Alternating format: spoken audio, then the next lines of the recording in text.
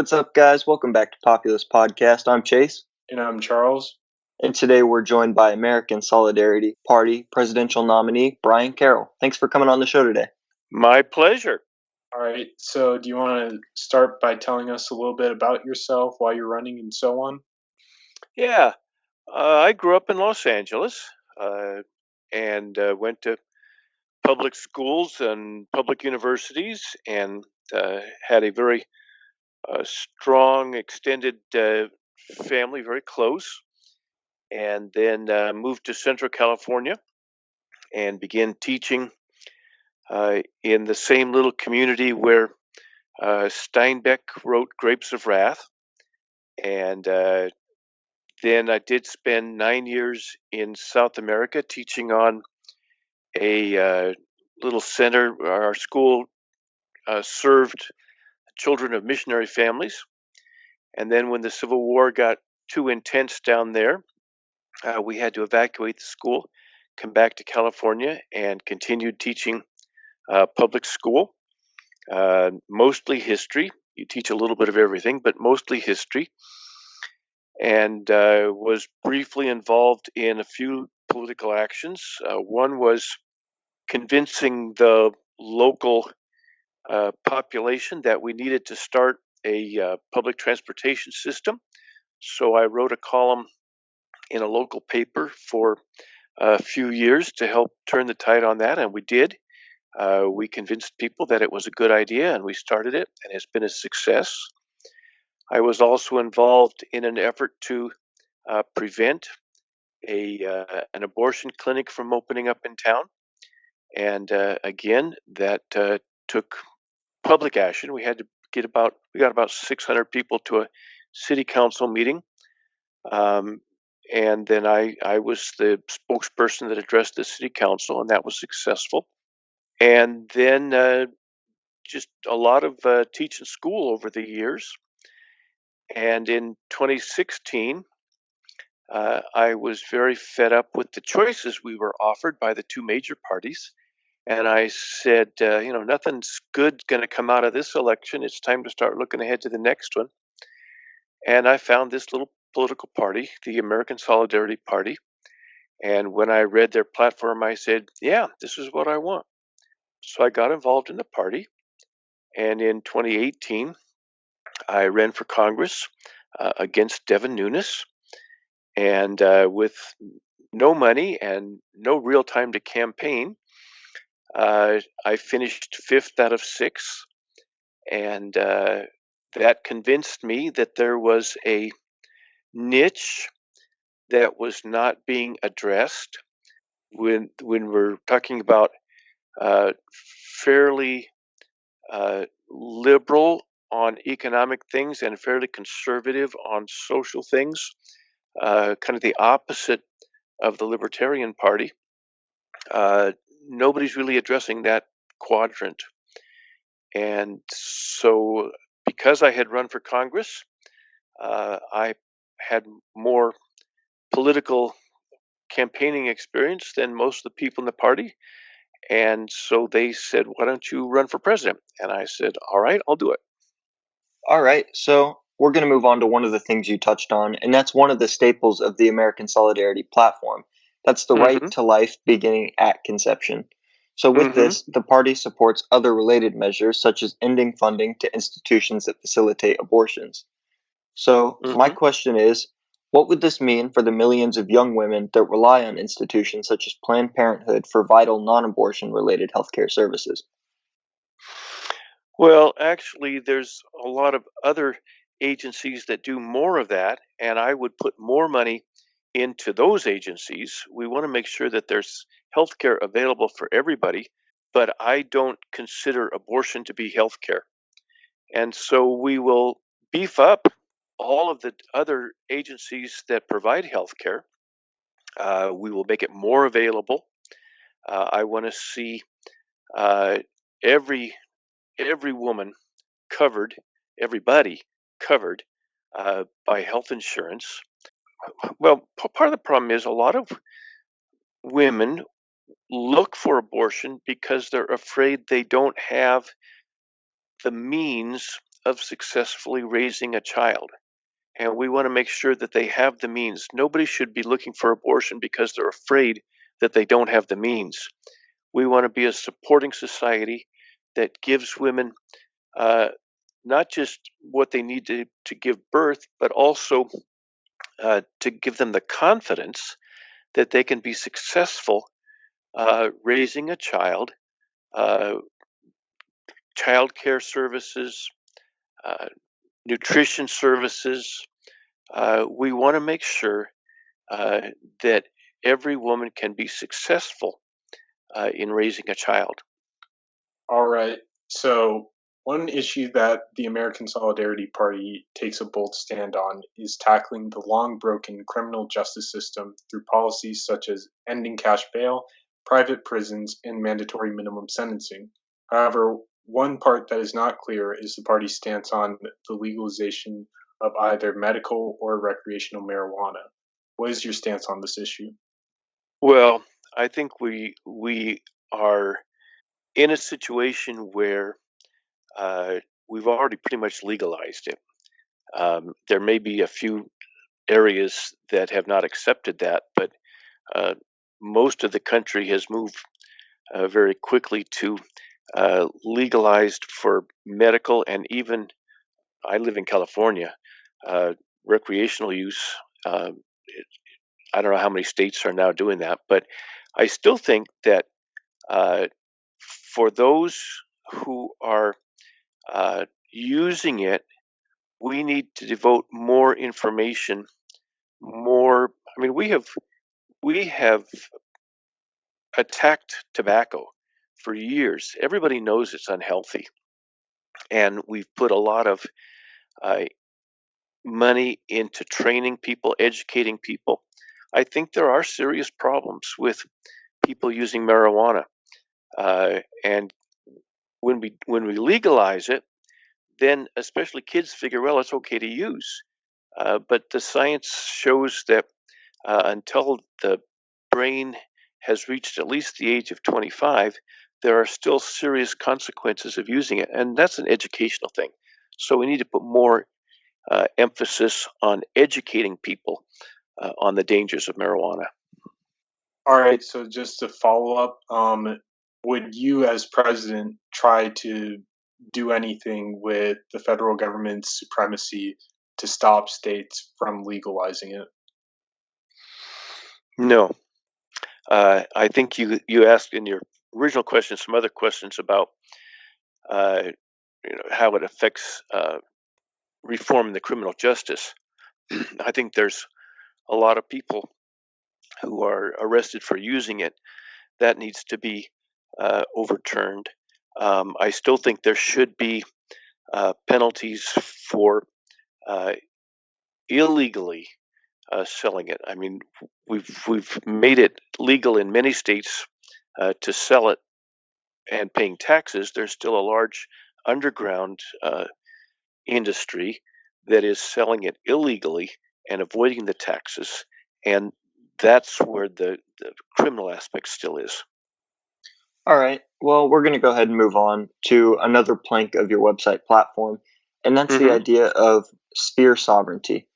You describe this as all spheres of life, state, church, media, etc., being equal in importance. Can you elaborate a little bit on this for us? Yeah. Um, each center of power or center of influence is appropriate uh, to different topics. Obviously, for instance, recently when when the president uh, limited flights from Europe or uh, other places, uh, that cannot be done on a state by state or um, county by county level. That's only something that the federal government can do, and he's the person to do it. But when we get down to levels of family decisions, uh, we shouldn't have the federal government making decisions that ought to be made by parents. Um, Government has a place, family has a place, I think the church has a place, and the appropriate or decisions need to be made by the appropriate authorities. All right, so when you say that the federal government doesn't have a place in making these familial decisions, do you feel that that any way conflicts with your pro-life stance?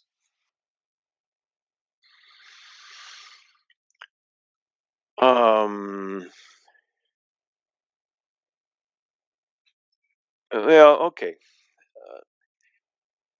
I believe that the federal government, as the state governments, have a responsibility to protect life.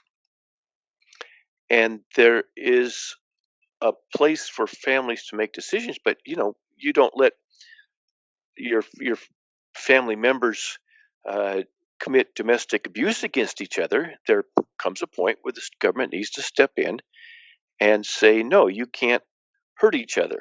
Uh, that's an appropriate role for government. All right, so I'm going to switch topics and we're going to talk about the economy. Um, Hmm. with 9.9 million Americans filing for unemployment benefits in just the past 2 weeks, marking two different unprecedented records since the beginning of the tracking of that statistics, what in your eyes needs to be done to ensure both public safety while preventing a complete economic meltdown in the coming months? Yeah. This is happening so fast, and we are appropriately focusing first on saving lives. And then we need to save the economy, and then we need to think long term. So, in that order, lives, immediate economy, and then long term. And I'm looking more and more at the idea of a jubilee. That's a biblical principle where uh, every 50 years, uh, they just canceled all debts, land returned to its original owners, uh, and what it would look like in the United States. I'm still working that through. Uh, but we have had important cases of debt cancellation in the past. Uh, in 1953, the creditor nations canceled Germany's debts, uh, and Germany would never have gotten on its feet without that jubilee. And obviously, that was very successful. Um, and the exact outline of what it's going to look like uh, is is a difficult thing to come up with. Bernie Sanders and others were talking about canceling all student debt, and that was, of course, before the virus hit us. And suddenly, the virus has tossed everything topsy turvy. And now the question is, all right, what would a general jubilee look like? We've said, okay, you can't uh, renters can't be kicked out right now, and uh, other things like that that are immediate. What would it look like on the long term? And I'm thinking along those lines, but I have not come to conclusions yet. So, with the long term, would you look into something that's on your website, like distributionism, fixing how the economy is structured? Yeah, our goal in distributism is to uh, spread private ownership to a larger group of people. Right now, we're a very small group of people uh, have most of the property, most of the money, the bottom 40%. Not only don't they have anything, but they're in debt. And we're not communists, we're not socialists. We favor private property, but if you're going to have private property, it needs to be in the hands of a larger group of people. Uh, Workers should be working for companies that they have an ownership in. So, as we are working towards a goal, this is an opportunity. When you if you drive a stick shift, you step on the clutch and you put it into a new gear and then you let out the clutch. And the virus has put us into a situation where we've depressed the clutch and now we're trying to figure the next gear. And the ideal thing that we want to do is see how we can have more people have a vested interest in their own businesses, the places where they work. Ownership creates pride in a product. Ownership creates paths for decision making. The goal is to have more people own a share of the pie, have ownership in what they're working on. And so now it's a question of what's the next steps to get there. All right, so the last time a candidate outside of the two-party system made a solid dent in the popular vote was 1992 with Ross Perot. How do you plan on achieving a level of success in a political world dominated by Democrats versus Republicans? Well, a third-party candidate, I kind of prefer the term alternative candidate or party candidate, can win several ways. With Ross Perot, he didn't win the election, but both parties uh, stole his idea. I mean, his focus was to have a balanced budget. And coming out of that election, both Clinton and then later George W. Bush maintained a, a level of sensitivity to having a balanced budget that they would not have had if Perot had not run. So one way of winning for an alternative party is to present a platform that the other parties steal. And I'm fine with them stealing my ideas if they'll put them into place. The other thing is, of course, we're building a party. We're building towards the future. Uh, you see, for example, when the Whig Party fell apart in 1840s, early 1850s, and then some of them formed a Free Soil Party, and there was a lot of different attempts. And then you got the Republican Party. So it's always possible that one or both of our current parties could disintegrate. Certainly, there's stress lines in each of the other parties. Right now there's the Democrats for Life, which represent maybe 20 million people who have voted Democrat in the past. They support a lot of the Democratic ideas, but they're pro-life. They're very upset and they're looking for alternatives. And on the Republican side, you have people who are strongly pro-life, but they're upset seeing immigrant families broken up at the border and kids in cages, and they're looking for something else. So those kinds of stress lines could be the end of either one of the other parties. All right, so I have one last question, and it has to do with climate change. So, scientists have given us many warnings that we're accelerating through the point of no return in terms of environmental destruction through non renewable resource extraction and greenhouse gas emissions. What should the federal government do to ensure that this planet will be habitable and that our energy resources will be sustainable for generations to come? Well, we are in a triage situation with the climate, and the climate has the potential to be even a more serious thing than the virus in the long term. And so we do need to take some emergency measures to try and turn this thing around. And it is a process of training, uh, getting the information out there, convincing people that it's important. With the virus came along, and we were able to overnight uh, shut down an awful lot of things. Um, it would be nice if we could do it a little bit gentler than the virus did it, but some things need to change fairly rapidly. And the president has a bully pulpit for that. I have been involved. I'm a member of Citizens Climate Lobby. We are pushing for HR 763, which is the carbon fee and dividend. And I think that's one of the first things we need to do is get that passed.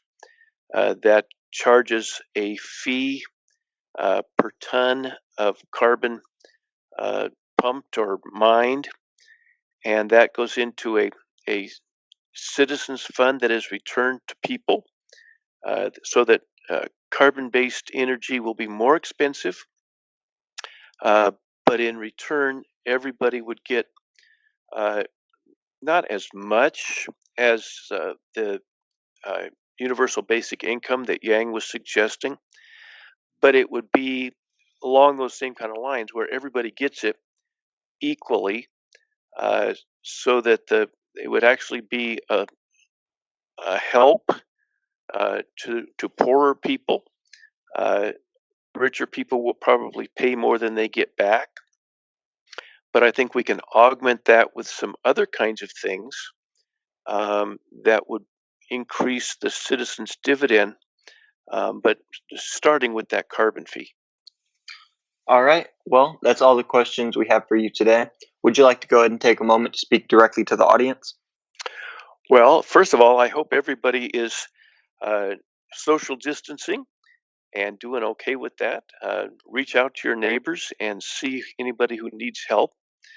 The social distancing has changed the campaign. Obviously, I'm not going out and having meetings with people, but we are staying active. We're hoping that states will change some of their rules. For example, just yesterday, Vermont passed a law that they are doing away with the signatures that were required to get on the ballot. I think it was going to be like 2,000 signatures to be collected to get on the ballot, and they've said under the circumstances with social distancing, they won't do that. You just fill out the form and turn it in, and so that changes the way campaigns are run, and we're going to kind of roll with things as change on a day-to-day basis, and by all means, check us out. Our most active activity is on Facebook, and there's also Reddit and Instagram and other things. My website for the campaign is Brian Carroll, all one word, BrianCarroll.life, LIFE, and life is the key word for our campaign. All right, that's all we have for you guys today. If you'd like to check out Brian's campaign, all the links to his social medias and his website will be down in the description. Thank you so much for watching, and we'll see you in the next one.